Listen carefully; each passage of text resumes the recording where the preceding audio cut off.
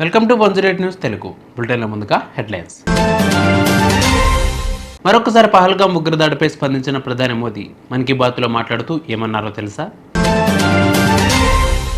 యువతపై అత్యాచారం అభియోగాలు, రాజస్థాన్ మంత్రి కుమారుడికి సమన్లు. విద్యార్థులతో బలవంతంగా నమాజ్ చేయించిన టీచర్పై కేసు నమోదు.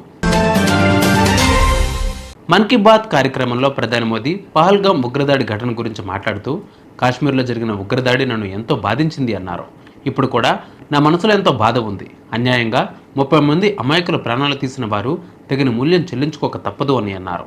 ఈ ఉగ్రవాద దాడి చిత్రాలను చూసిన తర్వాత ప్రతి భారతీయుడి రక్తం మరిగిపోతుందని నాకు తెలుసు.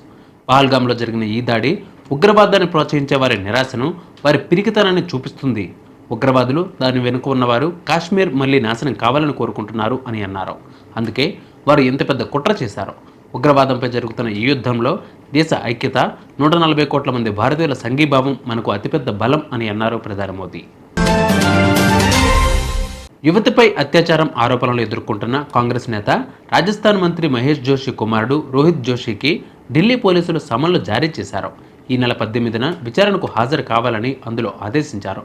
వివాహం చేసుకుంటానని నమ్మించి గత ఏడాది జనవరి 8న, ఈ ఏడాది ఏప్రిల్ 17 మధ్య రోహిత్ తనపై పలుమార్లు అత్యాచారం చేశాడని జైపూర్కు చెందిన 23 ఏళ్ల యువతి ఢిల్లీ పోలీసులకు ఫిర్యాదు చేశారు.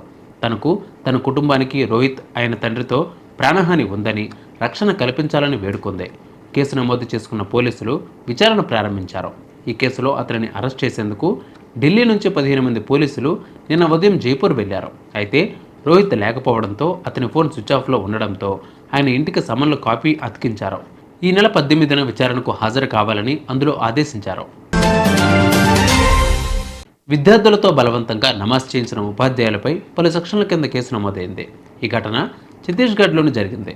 ఛత్తీస్గఢ్లోని గుర్గాసిదాస్ సెంట్రల్ యూనివర్సిటీకి చెందిన 159 మంది ముస్లిం కాని విద్యార్థులతో 7 ఉపాధ్యాయులు బలవంతంగా కొద్ది రోజుల పాటు నమాజ్ చేయించినట్లు సమాచారం. బిలాస్పూర్ జిల్లాలో జరిగిన ఎన్సీసీ క్యాంపులో ఈ ఘటన చోటు చేసుకుంది. స్టూడెంట్స్, ప్రజా సంఘాల ఆందోళనలతో పోలీసులు కేసు నమోదు చేశారు. చూసారుగా బిబాల్డ్ బులెటిన్ అప్డేట్స్. మరిన్ని అప్డేట్స్ కోసం మా ఛానల్ 108 24/7 ఫాలో అవ్వండి. నమస్తే.